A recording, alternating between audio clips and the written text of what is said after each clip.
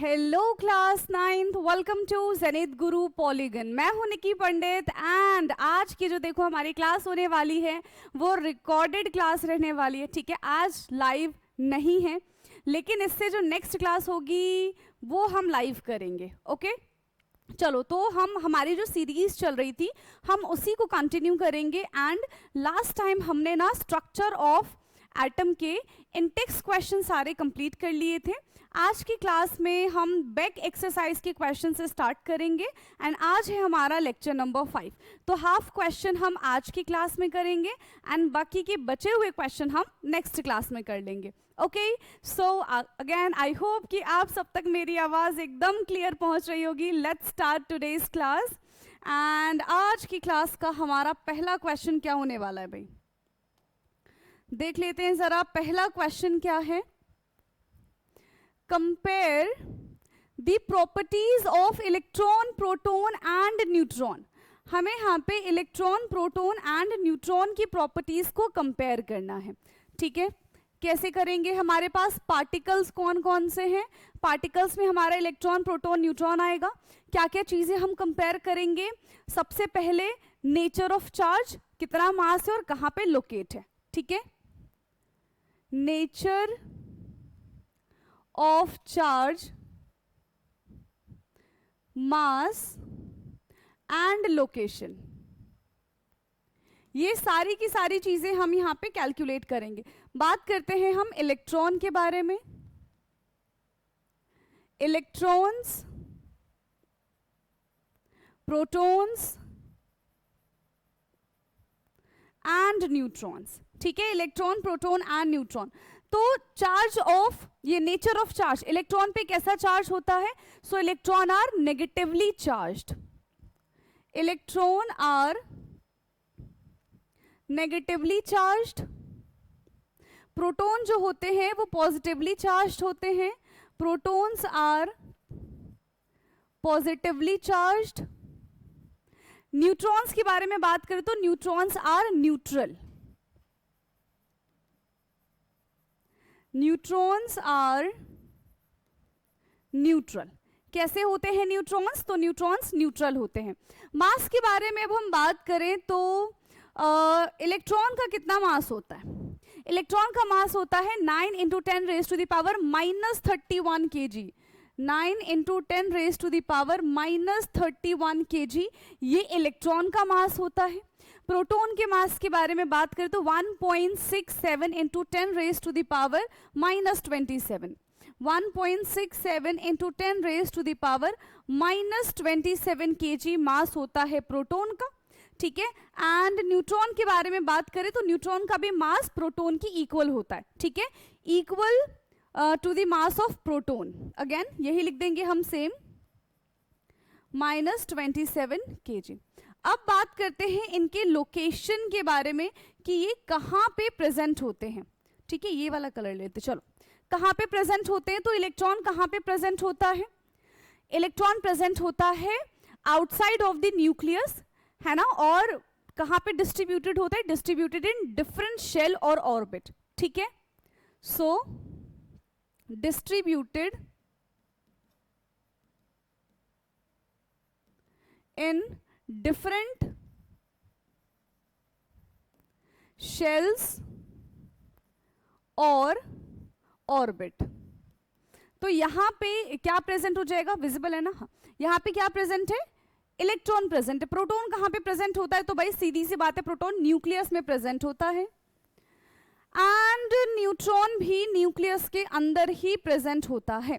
तो यहां पे हमने ये देख लिया कि इलेक्ट्रॉन, प्रोटॉन, न्यूट्रॉन पे चार्ज कितना है, मास कैसा है, ठीक है, एंड कहां पे ये प्रेजेंट होता है। तो ये था हमारा आज की क्लास का पहला क्वेश्चन। इसको फटाफट से नोट डाउन करिए, फिर हम चलेंगे अपने नेक्स्ट क्वेश्चन की तरफ, that is question number 2। So, question 2 is, what are the limitation of J.J. Thomson model of an atom? तो जे थॉमसन का यहाँ पे लिमिटेशन क्या है? सबसे पहले तो वो स्कैटरिंग एक्सपेरिमेंट को नहीं बता पाए थे जो रदरफोर्ड ने बताया था, पहली चीज। दूसरी चीज कि इन्होंने किसके बारे में नहीं बताया था, कोई भी एक्सपेरिमेंट सपोर्ट के बारे में नहीं बताया था, बस उन्होंने ऐसे कह दिया कि हाँ ये हमारा इसी के जैसा ही तो हमारा मॉडल दिखता है, तो उन्होंने कोई भी एक्सपेरिमेंटेशन करके नहीं दिखाया, ठीक है।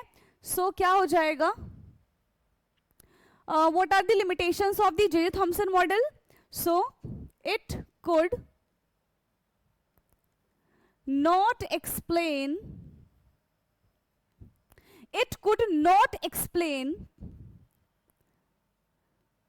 the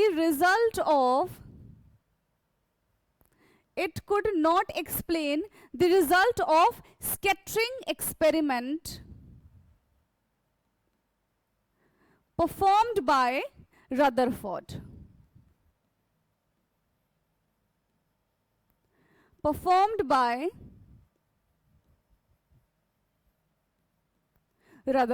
ठीक है, इस चीज को ये एक्सप्लेन नहीं कर पाए थे।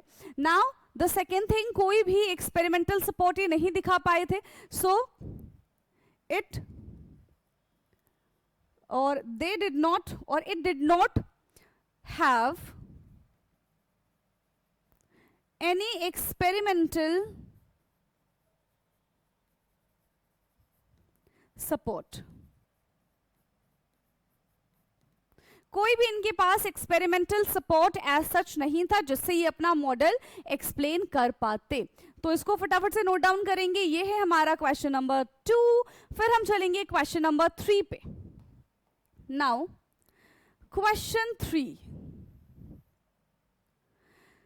So question 3 is what are the limitations of Rutherford model of an atom? अभी हमने जे थॉमसन का लिमिटेशन देखा, अब हम बात करते हैं रदरफोर्ड का क्या लिमिटेशन है। तो सबसे पहली बात तो ये एटम की स्टेबिलिटी को नहीं बता पाए थे, है ना। और दूसरी चीज की देखो हमने पढ़ा तो नहीं है बट फिर भी मैं आपको बता देती हूँ, ये हाइड्रोजन स्पेक्ट्रम के बारे में नहीं बता पाए थे, जो आगे जाके नील बोहर ने बताया है हाइड्रोजन स्पेक्ट्रम के बारे में। और यही हाइड्रोजन स्पेक्ट्रम के बारे में आप क्लास 11th में, सेम चैप्टर का नाम है आपका स्ट्रक्चर ऑफ द एटम, उसमें पढ़ते हो, ठीक है। सो ही फेल्ड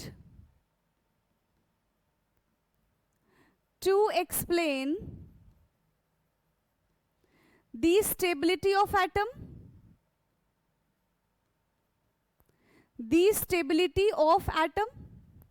ये एटम की स्टेबिलिटी को नहीं बता पाए थे। दूसरी चीज, he does not explain the spectrum of hydrogen, he does not explain the spectrum of hydrogen. He does not explain the spectrum of hydrogen and other atom. Hydrogen के बारे में भी नहीं बता पाए थे और बाकी के दूसरे एटम के बारे में भी नहीं बता पाए थे। तो ये है limitations of Rutherford model of an atom. Now next question, question number 4। So question 4 है हमारा, describe Bohr's model of atom. चलो अब बोहर ने क्या क्या चीजें हमको बताई हैं उसके बारे में हम बात करेंगे, ठीक है। तो बोहर ने काफी कुछ एक एटम के बारे में बताया। बोहर ने कहा कि एक एटम के पास, ठीक है, पॉजिटिवली चार्ज प्रेजेंट होता है, जो कहाँ पे प्रेजेंट होता है, एक एटम के अंदर न्यूक्लियस में, एक सेंटर में प्रेजेंट होता है। एक एटम का पूरा मास कहाँ पे कॉन्सेंट्रेटेड होता है, सेंटर में कॉन्सेंट्रेटेड होता है, ठीक है। तो और फिर उसके बाद इन्होंने शेल्स के बारे में भी बताया। तो काफी सारी जानकारी हमें बोहर्स मॉडल ने दी है, ठीक। पहले इन्होंने क्या कहा, the atom consist of a small positively charged, the atom consists of a small positively charged nucleus at the center। पहली चीज इन्होंने एटम के बारे में, देखो जो ऑलरेडी सब बता चुके हैं ना, इन्होंने उस बात को भी रिपीट किया था, ठीक है। फिर इन्होंने क्या कहा, the whole mass of atom, the whole mass of atom is concentrated, the whole mass of atom is concentrated at the nucleus. Atom का पूरा पूरा मास कहां पे प्रेजेंट है? एटम का पूरा पूरा मास उसके सेंटर में प्रेजेंट है, उसके न्यूक्लियस में प्रेजेंट है, ठीक है। And the volume of nucleus is much smaller, and the volume of nucleus is and the volume of nucleus is much smaller than the volume of atom. Nucleus is much smaller than the volume of atom. ठीक है, nucleus का volume जो है वो smaller होता है किसके comparison में? Volume of atom. क्लियर है, समझ में आ गया। एंड जितने भी प्रोटॉन है, जितने भी न्यूट्रॉन है एटम के अंदर, वो कहां पे प्रेजेंट है? न्यूक्लियस के अंदर प्रेजेंट है। सो all the protons and neutrons, all the protons and neutrons, all the protons and neutrons of the atom are present in nucleus. एक एटम के अंदर जितना भी प्रोटॉन प्रेजेंट होता है, जितना भी न्यूट्रॉन प्रेजेंट होता है, वो सबके सब कहां पे रहता है? एक एटम के न्यूक्लियस में रहता है, ठीक है। और उसके बाहर, न्यूक्लियस के बाहर कुछ सर्टेन ऑर्बिट है जिसको डिस्क्रीट ऑर्बिट कहा गया है, जिसपे इलेक्ट्रॉन्स रिवॉल्व करते हैं, ठीक है। Only certain orbit, only certain orbits known as, उस certain orbits को हम क्या कहते हैं? discrete orbit. Only certain orbit known as discrete orbit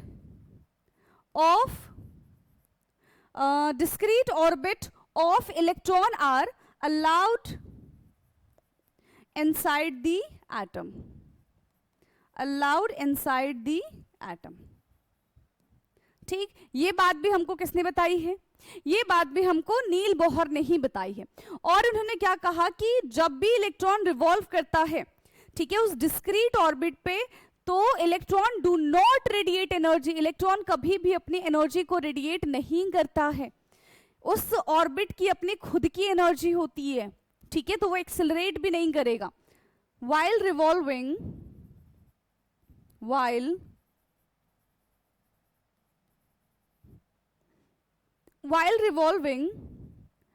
in these discrete orbitals, electron do not radiate energy. Electron जो है वो अपनी एनर्जी रेडिएट नहीं करता है, ठीक है। एंड इन ऑर्बिट्स को ना कुछ नाम दिए गए हैं। सो दीज ऑर्बिट और the shells, these orbits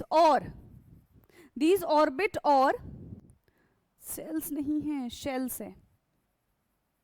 these orbit or shells are represented, कैसे रिप्रेजेंट करेंगे? represented by KLMN, या तो हम इसको KLMN से भी रिप्रेजेंट कर सकते हैं, और the number n is equal to 1 2 3 4, इनसे भी हम इसको रिप्रेजेंट कर सकते हैं। पूरा इसका एक डायग्राम बना ले हम, जो नील बोहर ने हमको बताया है। क्या कहा उन्होंने कि सेंटर पे बना लो न्यूक्लियस, ठीक है, सेंटर पे क्या बना लो? न्यूक्लियस, जो कैसा चार्ज होगा? जो पॉजिटिवली चार्ज होगा, ठीक है, जो कैसा चार्ज होगा? जो पॉजिटिवली चार्ज होगा। और इसके बाहर हमारे डिस्क्रीट ऑर्बिटल्स हैं। ये है हमारे डिस्क्रीट ऑर्बिटल्स, ठीक, जिसमें से ये है हमारा k शेल और n is equal to 1, l shell n is equal to 2, m shell n is equal to 3 और n shell n is equal to 4। इस तरीके से क्लियर है, ये हमें नील बोहर ने बताया है। Let's move to another question, question number 5th। Okay, so question 5th is, क्या कह रहे हैं यहां पे, compare all the proposed model of an atom given in this chapter. तो कौन कौन से यहाँ पे मॉडल मिले उन सबको हमें एक साथ कंपोज करके लिखना है। तो थॉमसन मॉडल था, रदरफोर्ड मॉडल था एंड बोहर मॉडल था। यही 3 मॉडल हमने इस चैप्टर में पढ़े हैं, ठीक है। Thompson model, Rutherford model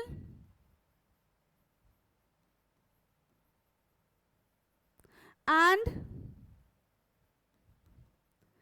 Bohr's model. One by one हम इन सब के बारे में जान लेते हैं। चलो, सबसे पहले हम बात करते हैं थॉमसन मॉडल के बारे में। इन्होंने क्या बोला कि atom consist positively charge and negatively charge. Positive charge जो है वो पूरे में स्प्रेड है and the negatively charge is embedded in it, ठीक है। सो an atom consists of a positively charged, atom के पास क्या प्रेजेंट है, एटम के पास पॉजिटिवली चार्ज प्रेजेंट है, स्प्रेड, ठीक है, पॉजिटिवली चार्ज स्फेयर बोलो, हाँ, एटम के पास एक पॉजिटिवली चार्ज स्फेयर है and electrons are embedded in it, और उसके अंदर इलेक्ट्रॉन्स धसे हुए हैं, ठीक। दूसरी बात इन्होंने क्या बोली कि जितना पॉजिटिव चार्ज है उतना ही हमारे पास नेगेटिव चार्ज भी प्रेजेंट है। ये बात भी इन्होंने बोली। The negative charge and the positive charge are equal in magnitude. The negative charge and positive charge are equal in magnitude. जितना यहां पे हमारे पास पॉजिटिव चार्ज है उतना ही हमारे पास नेगेटिव चार्ज है। इससे इन्होंने क्या कहा कि atom is electrically neutral. As a result atom is electrically neutral. Atom कैसा है, एटम एकदम न्यूट्रल है, ठीक है। कैसा है एटम, एटम एकदम न्यूट्रल है। चलो, अब बात करते हैं हम रदरफोर्ड के बारे में।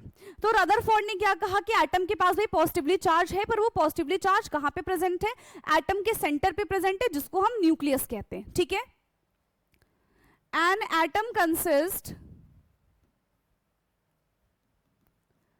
Positively charge, an atom consists positively charged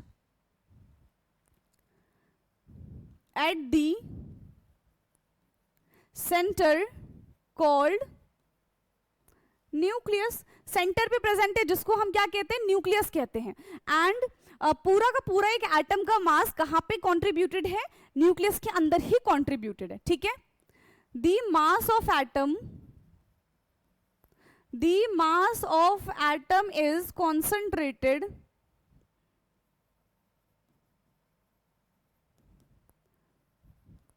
at the nucleus। Atom का पूरा पूरा मास कहां पे कॉन्सेंट्रेटेड है, न्यूक्लियस पे कॉन्सेंट्रेटेड है। फिर इन्होंने क्या कहा था, the size of nucleus is very small as compare to the size of atom. The size of nucleus is very small as compared to the size of atom। Atom का size होता है 10 raise to the power -10 metre, वही nucleus का size होता है 10 raise to the power -15 metre, ठीक है। तो काफी ज्यादा छोटा होगा साइज। नाउ ये तो उन्होंने प्रोटॉन के बारे में बता दिया है ना। इलेक्ट्रॉन के बारे में उन्होंने क्या कहा कि इलेक्ट्रॉन जो है वो अराउंड द न्यूक्लियस एक वेल डिफाइंड ऑर्बिट में घूमता रहता है, ठीक है। The electron revolve around the nucleus, the electron revolve around the nucleus in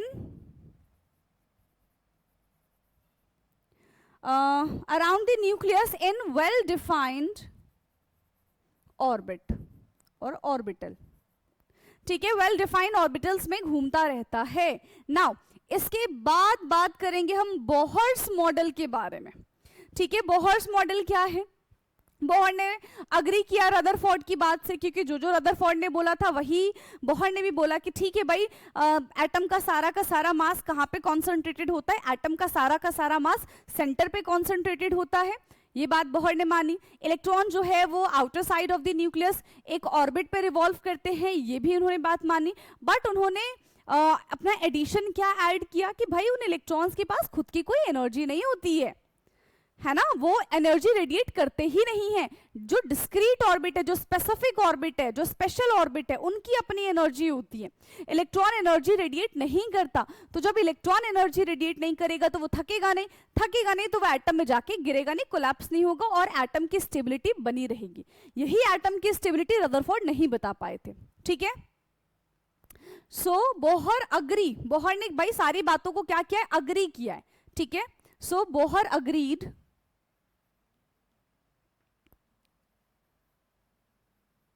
Bohr agreed almost all the points said by Rutherford।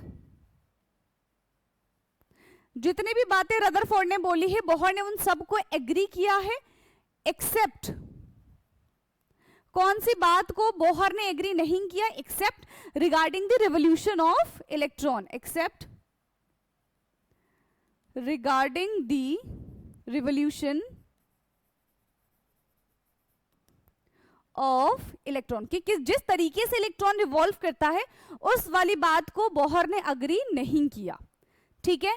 आगे समझ में, for which he added, और उन्होंने क्या ऐड किया? for which he added, इन्होंने यहां पे ये ऐड करके हमको बताया, ठीक है, कि only certain orbits, only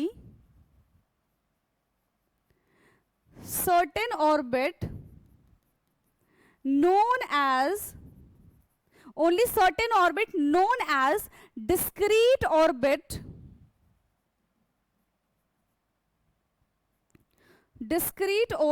only certain orbit known as discrete orbit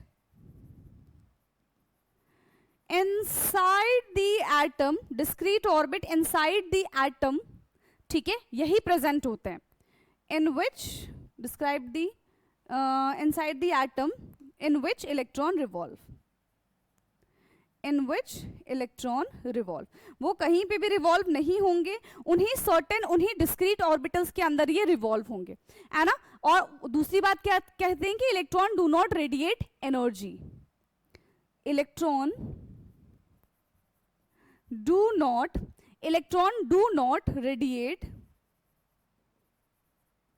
energy, electron जो है वो एनर्जी रेडिएट नहीं करेंगे।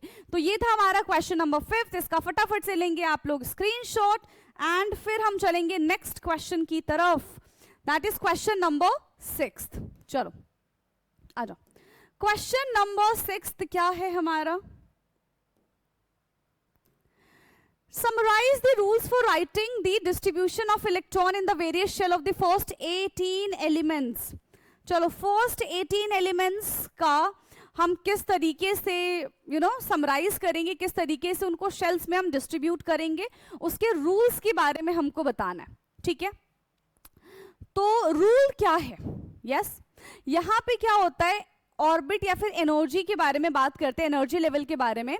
सो कितने maximum number of electron possible है एक ऑर्बिट के अंदर? दैट इज 2 × n⁻², लेकिन फर्स्ट ऑर्बिट में 2 ही इलेक्ट्रॉन आएंगे, सेकेंड ऑर्बिट में फिर उसके हिसाब से 8 इलेक्ट्रॉन आएंगे, एंड थर्ड ऑर्बिट में उसके हिसाब से 18 इलेक्ट्रॉन आएंगे, एंड देन 32, और ये चलता ही रहेगा। ठीक है, समझ में आ गया है? क्लियर है? सो क्वेश्चन से नहीं लिख रहे, सीधा सीधा आंसर लिख दे रहे हैं हम यहाँ पे, है ना? आप भी वही लिखना। So if n number, if n gives the number of orbit or energy level, ठीक है, तो फॉर्मूला क्या हो जाएगा? Then 2 into n raised to the power 2 gives the maximum number of electron, give the maximum number of electron possible in a given orbit। ठीक है, first orbit के बारे में बात करेंगे। 2 into 1 की पावर 2 यानी कि कितने इलेक्ट्रॉन? 2 इलेक्ट्रॉन। सेकेंड ऑर्बिट के बारे में बात करो, 2 into 2 की पावर 2 मतलब 8 इलेक्ट्रॉन। थर्ड ऑर्बिट के बारे में बात करो, 2 into 3 की पावर 2, 3 3 जा 9, 9 2 जा 18 इलेक्ट्रॉन। फोर्थ ऑर्बिट के बारे में बात करो, 2 into 4 into 2, तो 4 4 जा 16, 16 2 जा 32 इलेक्ट्रॉन। तो मैक्सिमम इलेक्ट्रॉन हम इस तरीके से फिल कर सकते हैं। ठीक है, मैक्सिमम इलेक्ट्रॉन हम क्या कर सकते हैं? इस तरीके से फिल कर सकते हैं। क्लियर है? क्या इतनी चीज क्लियर है? अब चलिए नेक्स्ट क्वेश्चन की तरफ। चलो, तो हमारा 6th क्वेश्चन भी हो गया। Now 7th question, define valency by taking example of silicon and oxygen. चलो, तो सिलिकॉन एंड ऑक्सीजन का एग्जांपल लेके हमको वैलेंसी को डिफाइन करना है। सो what is valency? The valency of an element is the combining capacity of the element. ठीक है, क्या हो जाएगा? The valency of element is combining capacity of an element. ठीक है, वैलेंसी ऑफ एन एलिमेंट क्या होता है? Combining capacity of an element. जहां पे कैसे डिटरमाइन किया जाता है कि एक एलिमेंट के वैलेंस शेल में कितने इलेक्ट्रॉन्स प्रेजेंट है। ठीक है, एलिमेंट के वैलेंस शेल में कितने इलेक्ट्रॉन्स प्रेजेंट है, फिर उसको कितने और इलेक्ट्रॉन की जरूरत है टू कंप्लीट देयर ऑक्टेट, है ना? उससे हम वैलेंसी को आइडेंटिफाई करते हैं। ठीक है, so the valency of an element, the valency of an element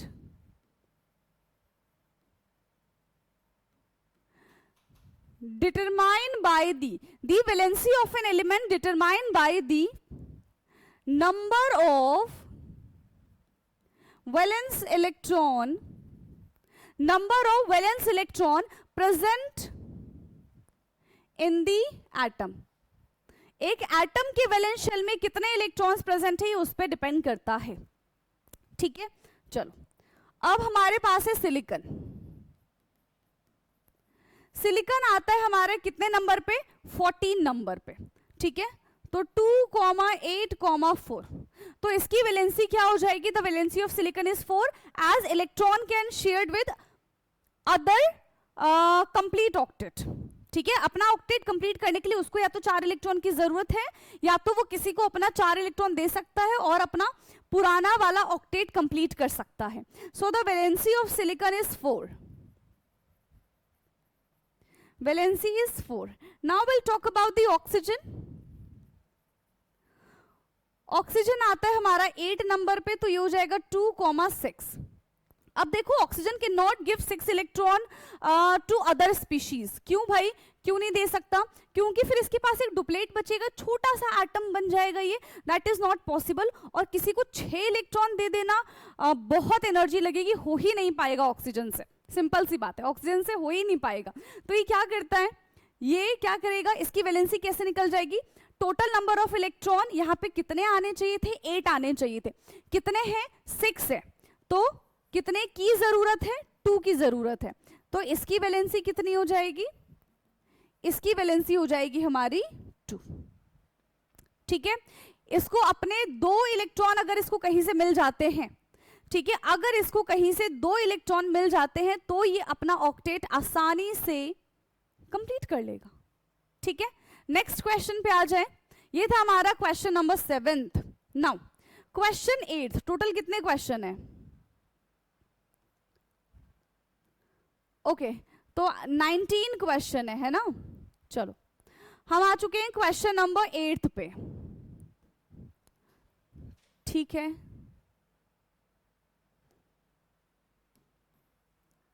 so question number 8 क्या है, इसको पहले रीड कर लो। क्वेश्चन 8 है हमारा यहाँ पे, explain with examples atomic number, mass number, isotope and isobar and give 2 uses of isotope. तो सबको हमको यहाँ पे क्या करना है, एक्सप्लेन करना है। ठीक है, सबको हमें यहाँ पे क्या करना है, एक्सप्लेन करना है, राइट। यहाँ पे सबसे पहले बात करते हैं हम एटॉमिक नंबर के बारे में। एटॉमिक नंबर क्या होता है, एटॉमिक नंबर एक एटम के पास कितने प्रोटॉन्स प्रेजेंट है। ठीक है, एक एटम के पास कितने प्रोटॉन प्रेजेंट है वही उसका एटॉमिक नंबर हो जाएगा, and it is represented as Z। So what is atomic number, the number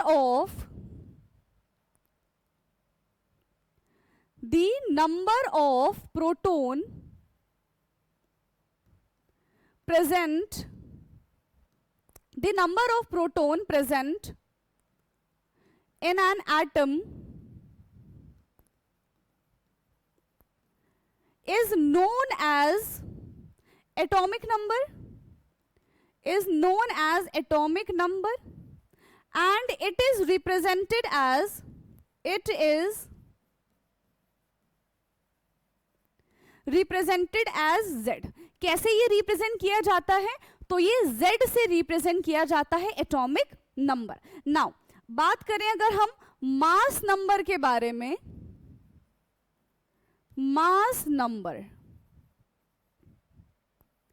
so mass number क्या होता है, the number of proton and the number of neutron present in an atom is known as its mass number. ठीक है, the number of, और दी sum of लिख देते हैं, है ना, दी सम ऑफ प्रोटॉन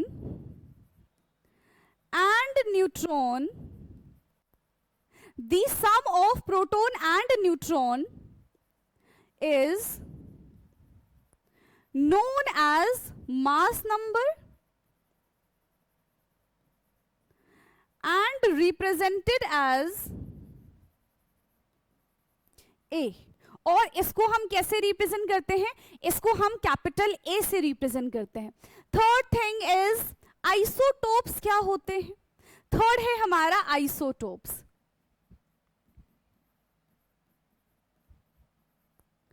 क्या हो जाएगा आइसोटोप, आइसोटोप का मतलब होता है species which have same number of same atomic number but different atomic mass is known as isotope. ठीक, species which have same atomic number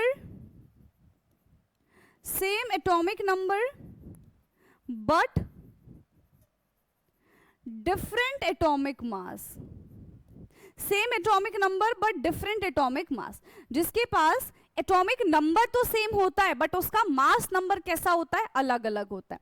example लिख लेंगे हम आइसोटोप्स के, जैसे कि 1H1, 1H2 एंड 1H3। तो protium, deuterium and tritium is the examples of isotope. Now next है हमारा आइसोबार। चलो नेक्स्ट है हमारा isobar. Fourth one is isobar. क्या होते हैं isobar, just opposite of isotope, है ना, species having same atomic mass but different atomic number. ठीक है, species having same atomic mass but different atomic number. Different atomic number. Same atomic mass है but different atomic number है. Now what is the examples of isobar? क्या हो जाएगा isobar का example? Argon 1840 and 20 calcium 40. तो ये हमारा example हो जाएगा आइसोबार का. क्लियर? इसके बाद क्या कहा गया है और कुछ कह रहे हैं क्वेश्चन में. Yes, right any two uses of isotope. हमें आइसोटोप के 2 यूजेस लिखने हैं. ठीक है, कितने यूजेस हमें आइसोटोप्स के लिखने हैं? 2 यूजेस हमें आइसोटोप्स के लिखने हैं. तो क्या क्या यूजेस हो जाएंगे? Any idea? सबसे पहला जो यूरेनियम है वो एज अ फ्यूल की तरह काम करता है इन न्यूक्लियर रिएक्टर. दूसरा क्या है? कोबाल्ट जो है वो ट्रीटमेंट ऑफ कैंसर में काम आता है. ठीक है, सो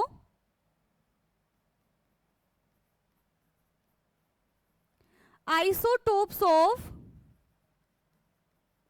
uranium is used as a fuel in nuclear reactor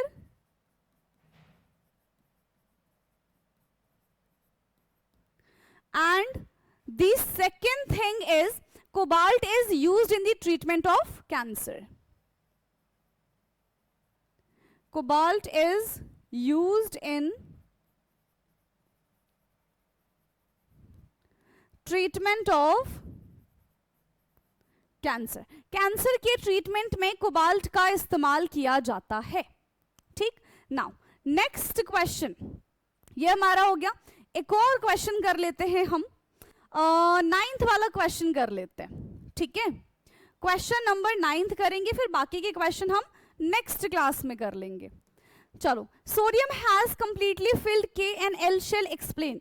sodium के पास यहाँ पे कंप्लीटली के शेल भी फिल्ड है यहाँ पे और एन शेल भी फिल्ड है. कैसे? देखो, Na का नंबर होता है 11, तो ये बन जाएगा हमारा 2,8,1.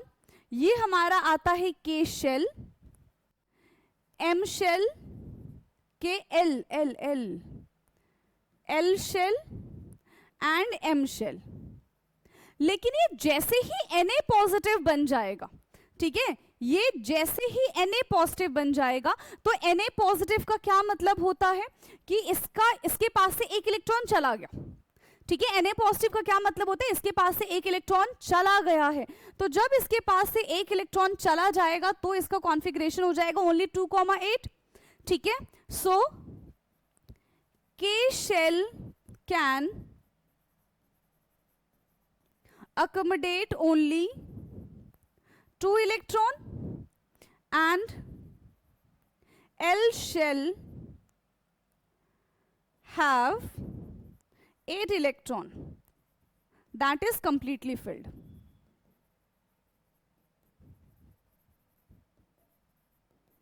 जो कि यहाँ पे पूरी तरीके से फिल है. Maximum number we can accommodate in K shell is 2 and in L only 8. तो के में भी यहाँ पे 2 इलेक्ट्रॉन है और एल में भी यहाँ पे 8 इलेक्ट्रॉन है. मतलब जितना होना चाहिए था उतना कंप्लीटली फिल्ड है. तो ये हमने यहाँ पे देखा. लेकिन ये किसके लिए एप्लीकेबल होगा? Na पॉजिटिव के लिए. Na की अगर हम बात करते तो इसका कौन सा जो एम शेल था वो इनकम्प्लीट होता, बट एक इलेक्ट्रॉन देके वो उसका अपना प्रीवियस शेल को कंप्लीट कर सकता है. ओके, सो आज की क्लास में हमने टोटल 9 क्वेश्चन डिस्कस किए हैं एंड बाकी के बचे हुए question we will discuss in our next class. ठीक है, बाकी के क्वेश्चंस हम कब डिस्कस करेंगे? नेक्स्ट क्लास में डिस्कस करेंगे. ओके, चलो तो आज के लिए इतना ही. ठीक है, बाकी मिलते हैं अपने नेक्स्ट क्लास में. Thank you so much and good night everyone. Bye bye, take care.